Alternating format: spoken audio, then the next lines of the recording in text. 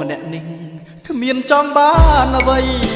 ក្រៅពីអង្គរាំងទេស្រីដើម្បីការពារជីវាមិនស្ដាយជីវិតបំរើអស់ពីចិន្តាថ្ងៃយប់ក៏រៀមមិនថាតាព្រឹកណាជូនស្រស់ចរណៃ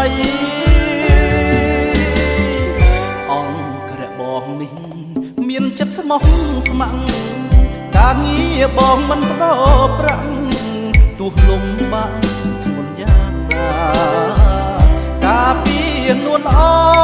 ងឲ្យស្រីបានសុខកាយារ៉ាប់រងឧបសគ្គនានាគ្រប់ពេលវេលាជឿចុះណាថ្លៃបើសិនរូបប្រុងរូបបងម្នាក់នេះគ្មានចង់បានអ្វីក្រៅពីអង្គរាំងទេស្រីដើម្បីការពារជីវាមិនស្ដាយជីវិតបំរើអស់ពីចិន្តាថ្ងៃយប់ក៏រៀមមិនថាតាព្រឹកណាជូនស្រស់ចរណៃ